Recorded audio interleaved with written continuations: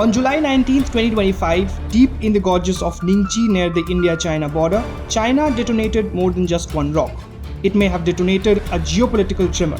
The world's next largest hydropower project has officially broken ground on the Brahmaputra river, known in Tibet as the Yarlung Zangbo. But is this about powering homes, or is Beijing plugging into something far more strategic and far more sinister? Let's break it down. The Yarlung Zangbo River Lower Reaches hydropower project will cost a staggering 1.2 trillion yuan. That's $167.8 billion.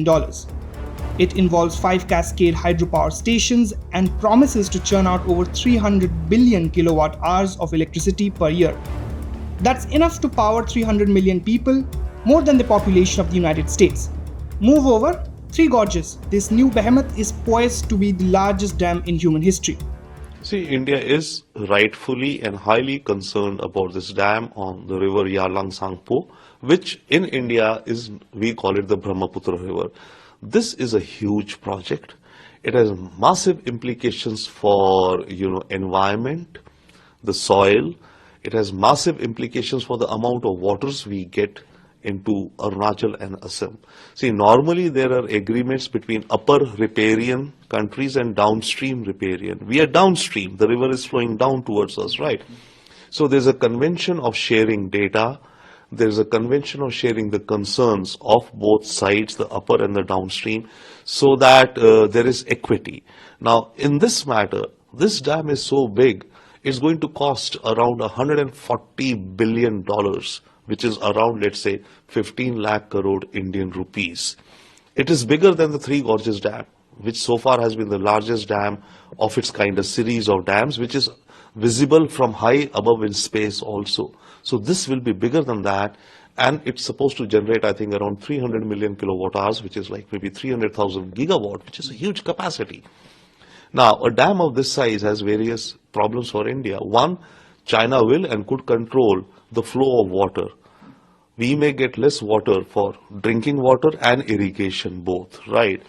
Because China will use the water for irrigation and drinking, which could be reducing the flows to us. That is one big danger, worry.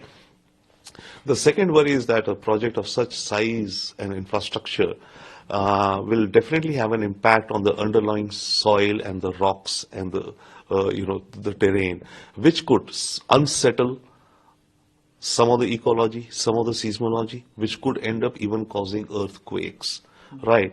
And if an earthquake happens, God forbid, the dam could break also.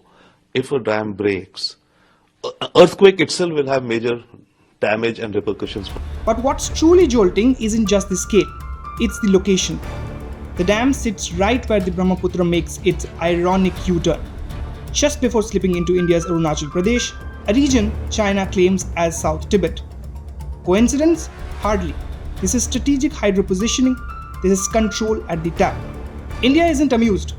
Arunachal's Chief Minister Pema Khandu has called the project a ticking water bomb.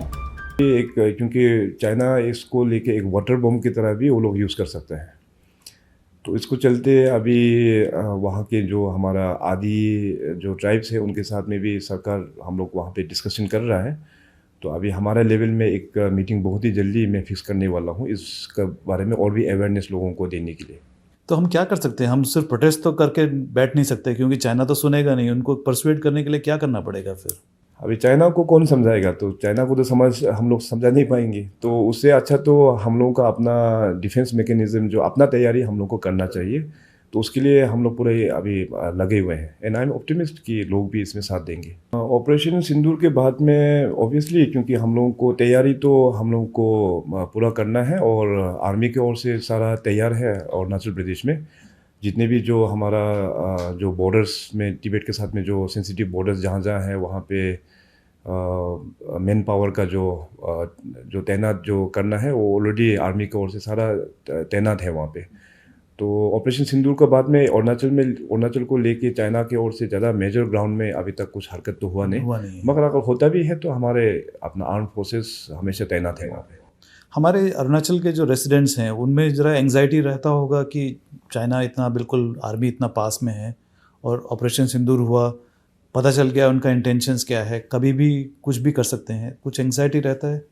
उतना anxiety तो नहीं है वहाँ पे, क्योंकि हकीकत तो ये है कि हम लोग पहले से मान चुका है कि हम China is not our friendly neighbour as of now, तो mentally we are all prepared.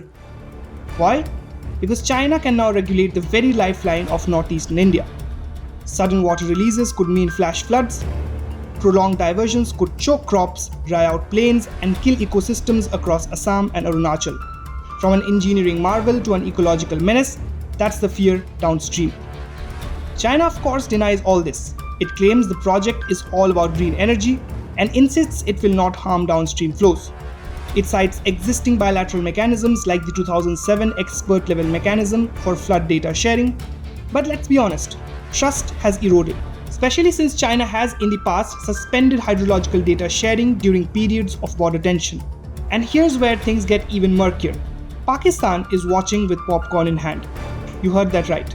After India suspended the Indus Waters Treaty with Pakistan earlier this year, following a string of terror attacks allegedly backed by Islamabad, Pakistani officials started warning of a chain reaction. Their message? If India can turn off the Indus, China might just return the favor by squeezing the Brahmaputra. Tit for tat, river for river. In fact, Chinese officials have made veiled threats in recent months, saying things like don't do unto others what you don't want done to you.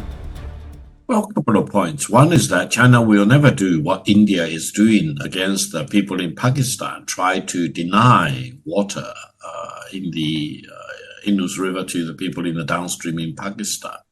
Now, I understand between India and Pakistan, there was a water treaty involving the waters in the Indus River. Now, despite of the commitments by the Indian government is still threatening and also actually doing the diversion of the water. Now, this to me is a very serious problem.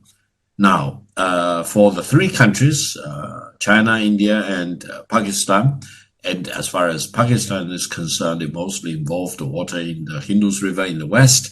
But between China and India, we actually share the same rivers, both in the west as well as in the east, mostly Brahmaputra, as you call it, and Yarlung, as we call it, in China. I think either between China and India or between India and Pakistan, and because China is on the upper stream for the Indus River, we need to really talk it out rather than see the very tragic situation involving denying water in the Indus River to the people in the downstream in Pakistan. Because in China, we have a saying, thousands of years old, don't do unto others what you do not want others do unto you. China is on the upper stream. That's a reality. And I do not want to see India in the midstream doing funny things against the people in Pakistan on the downstream. And peaceful cooperation will be absolutely necessary between China and India and between India and Pakistan as far as water in these mighty rivers is concerned. Translated? If India tightens taps on Pakistan, China might tighten taps on India.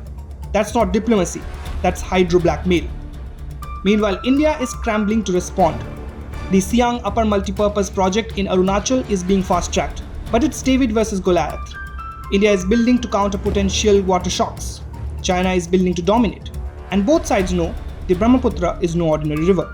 It's a sacred, strategic, and deeply contested artery. Let's not forget the environmental angle. The Brahmaputra feeds millions in India and Bangladesh.